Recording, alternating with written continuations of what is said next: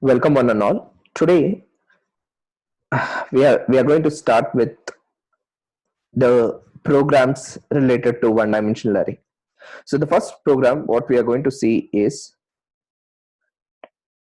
program to find sum of array elements.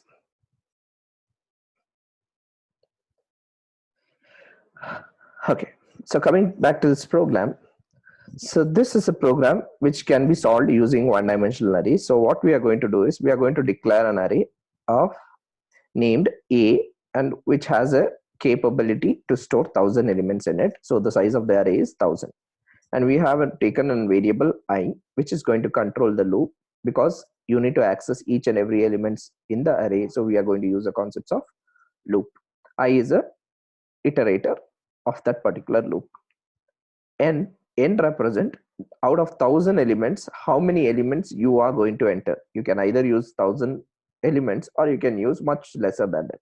So to learn this particular program, we are going to store the size of the array in n. Already it has been fixed for 1000 elements. Out of 1000 elements, how many elements you need to enter will be stored in n. And then we have taken, as the program says, that to find the sum of an array elements, we have taken an output variable sum and initialized it into 0. Okay, so first the user has been asked to enter the size of the array. Okay, and the size is been saved in n. So that means I'm going to take an example to solve an sum of array which contains 5 elements in it. So n is equal to 5. So next the thing is we are going to tell the user to enter the elements inside the array. So to enter the elements, as we have seen, we have to use a for loop and a scanf. Okay, so we are trying to enter the elements into it. So one by one. So first element, whatever you enter, should go and store it in 0th index. So look at this. And the next element should be stored in a of 1, and next in a of 2, next in a of 3, and a of 4. So that means it starts from 0th index. So this statement, this for loop will save all the values in the following way. So now you have, after the execution of this particular for statement, all the elements values inside the array. So once this is done, so you can see the basic concept or the fundamental things or the main aim of the program is to add the sum of all elements. One by one we need to access the element. So first element what you access is 30. 30 is to be added with 20. That will be 30 plus 20 will be 50.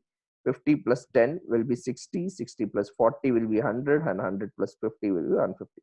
So in this way you have to find out sum of all the elements. So once this is stored, then we have another for loop which is going to calculate sum of all the elements in an array. So look at this example. So first, sum is equal to, in the loop what the statement I have written is sum plus is equal to a of I. This is nothing but in the expanded form it is sum is equal to sum plus a of I. Either you can write this line sum is equal to sum plus a of I in the expanded form, or in the short form you can write sum plus is equal to a of I. So let us see what happens to this. Sum is equal to sum plus, sum initially is 0. Okay, 0 0 plus a of I. So currently the value of I is 0. So it will be a of 0. What is there in a of 0? In a of 0 you have 30. So this a of 0 will be replaced by 30. So 0 plus 30 will be added to sum. So 30 is saved in sum. So right now sum is equal to 30. Okay. Next again I will change from 0 to I will change to 1. So now I value is 1. So again it comes to this line sum is equal to sum plus a of I, or same line. So now sum is equal to sum. Sum is 30. Okay. 30 plus a of I value is 1. So what is there in a of 1? In a of 1 you have 20. So this will be replaced by 20. So again 30 plus 20 is been added, that is 50. So you have added first two contents of the array and you are saving it in 50. That is sum. So 30 plus 20 is 50. That is saved in sum. Again, now I becomes 2. When I becomes 2, sum is equal to, what is the current sum? Current sum is 50. 50 plus a of 2. A of 2. What is the value of a of 2? The a of 2 value is 10. Okay. So this will be replaced by 10. So 50 plus 10, 60 is been saved back to sum. Okay. Now again this becomes 3. Now you are going to access sum is equal to sum plus 6, sum is 60, a of 3. In a of 3 what you have? 40. So that will be added, that is 40. So 60 plus 40 is 100. Okay, now 100 is saved in sum. Now I becomes 4. When I becomes 4, this will be sum is equal to sum. What is the current sum? 100 only. 100 plus a of 4.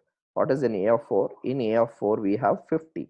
So that will be 100 plus 50. So 100 plus 50 will be finally 150. Okay, so 150 is saved in sum. Now I becomes 5.